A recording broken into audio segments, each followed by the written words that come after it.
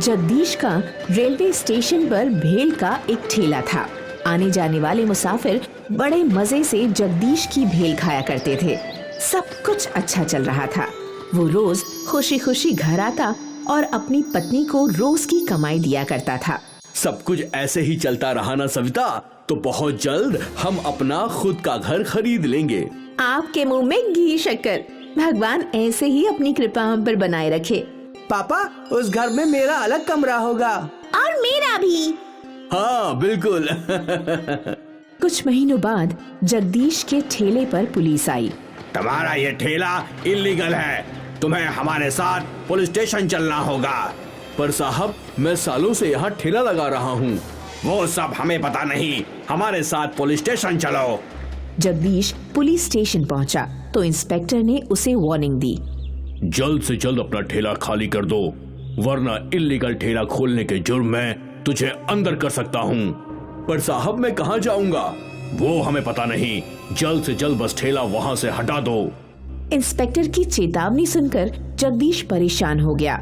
वो सीधे अपने घर गया और अपनी पत्नी को सब कुछ बता दिया। अब हमारा क्या होगा? हम कहाँ जाएंगे? आप फिक्र मत कीजिए, भगवान हमारी मदद जरूर करेंगे। हमें कोई न कोई रास्ता जरूर मिल जाएगा। अब उन पर ही भरोसा है, मैं कुछ देर में वापस आता हूँ। जगदीश घर से निकला और अपने ठेले के बारे में सोचने लगा। अब मैं क्या करूँगा? मेरा ठेला कहाँ लगाऊंगा? क्या मैं अपना और अपने परिवार का पेट भर पाऊंगा? हे भगवान! ये सोच सोचकर जगदीश परेशान था। उसका रास्ते पर ध्यान ही नहीं था। उसे पीछे से आने वाले ट्रक की हॉर्न की आवाज भी नहीं सुनाई देती। और धड़ाम! उस ट्रक ने जगदीश को उड़ा दिया। जगदीश को जल्द ही हॉस्पिटल में एडमिट किया गया, पर खून ज्यादा बह जाने की वजह से वो नहीं बच पाया।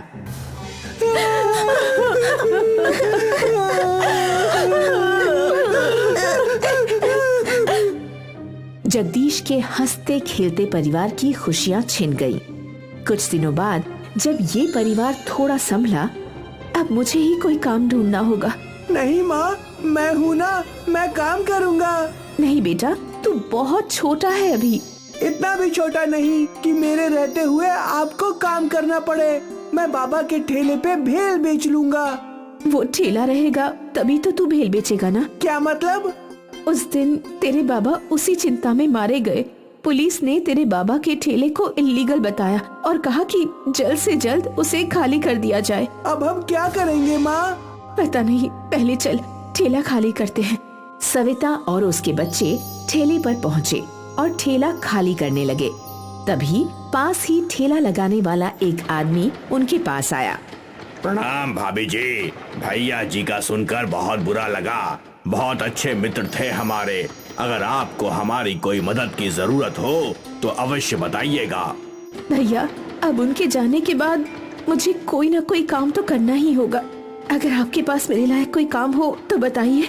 आपके लायक तो नहीं, पर ये लड़का कर सकता है। ये तो अभी छोटा है। काका, आप काम क्या है ये बताइए। यही तेरे बाबा वाला काम।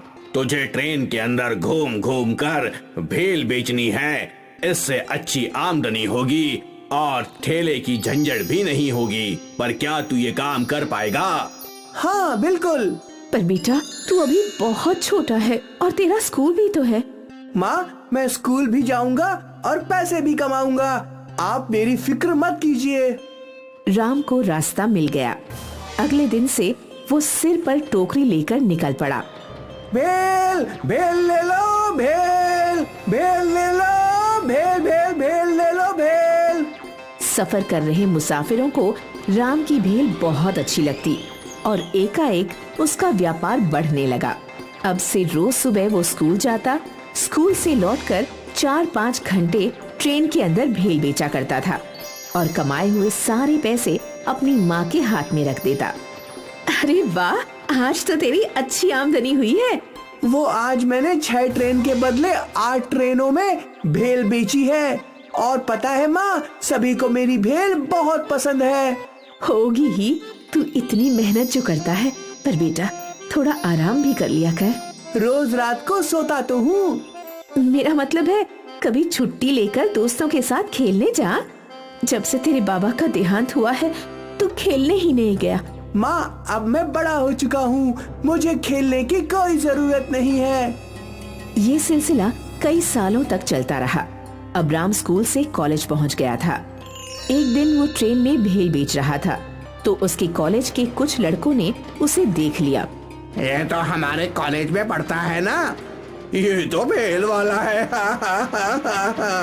पता नहीं कैसे कैसे लोगों को हमारे कॉलेज में एडमिशन दे देते हैं। वो लड़के राम को ताने मारने लगे पर उनकी बातों का राम पर कोई असर नहीं पड़ा। राम के इस काम की वजह से उसका घर चलता था। उसकी छोटी बहन कविता कॉलेज में पढ़ रही थी। वो खुश था। माँ ये लीजिए कविता के कॉलेज की फीस और ये कुछ पैसे उसके लिए नए कपड़े खरीद लीजिए, उसका जन्मदिन आ रहा है ना। ठीक है। राम की खुशी अपने परिवार की खुशी में थी। 1 साल बाद राम को MBA कॉलेज में एडमिशन मिल गया।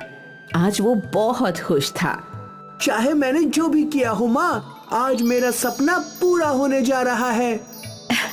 होगा ही, भगवान हमेशा तेरे साथ है राम, तू हमेशा खुश रहे। राम ने MBA के दौरान भी ट्रेन में भेल बेचने का काम जारी रखा और देखते ही देखते राम का MBA भी खत्म हो गया और उसकी छोटी बहन की पढ़ाई भी। माँ अब मैं अपना बिजनेस डालना चाहता हूँ। किस चीज का बिजनेस? चाय और नाश्ता। क्या मतलब? माँ चाय और नाश्ते के व्यापार भले ही छोटा लगे पर इसकी कमाई बहुत अच्छी है। मैं चाहता हूँ कि मेरे बिजनेस की चेन हर नुक्कड़ और हर कोने में हो। जरूर होगी। सविता ने भी राम का साथ दिया और उन लोगों ने मिलकर उनका पहला चाय नाश्ता स्टॉल खोला। और राम की सोच बिल्कुल सही थी। चाय की दुकान पर सबसे ज्यादा ग्राहक रुकने लगे। उसने नाश्ते में मिल रही चीजें भी बढ़ा दी। कुछ ही महीनों बाद माँ अब मेरे पास 5 लाख रुपए है, मैं 2 और नए स्टॉल खोल सकता हूँ। तो फिर देर किस बात की? राम ने 2 स्टॉल्स और खोले, एक रेलवे स्टेशन पर और एक बाजार में। भीड़ भाड़ वाले इलाके में उसके चाय नाश्ते की दुकान चल पड़ी। अब हर जगह ग्राहक की भीड़ लगी रहती थी। महज 2 साल के अंदर राम की चाय नाश्ते की चेन की 25 दुकानें खुल चुकी थीं। उसकी तस्वीरें न्यूज़पेपर में छपने लगी। माँ देखो, भैया की तस्वीर पेपर में आई है। वाह, आज तूने मेरा नाम रोशन कर दिया राम। इन सब का श्रेय आपको जाता है माँ। मुझे नहीं, इसका श्रेय तुझे और तेरी मेहनत को जाता है। खेल कूद की उम्र में तुझे काम करना पड़ा। माँ यही तो मेरी जिंदगी की सीख थी। मैंने व्यापार को प्रैक्टिकली सीखा, शायद इसलिए मेरा चाय नाश्ता स्टॉल इतना बड़ा बिजनेस बन चुका है। भगवान करे तू और तरक्की करे और हमेशा खुश रहे। उस साल राम को यंगेस्ट एंटरप्रेन्योर का अवार्ड दिया गया। सर, क्या आपको चाय का बिजनेस छोटा बिजनेस नहीं लगता? नहीं, कोई बिजनेस छोटा या बड़ा नहीं होता और मैंने तो कई सालों तक ट्रेन में भेल बेची है। उसके मुकाबले ये तो काफी बड़ा बिजनेस है।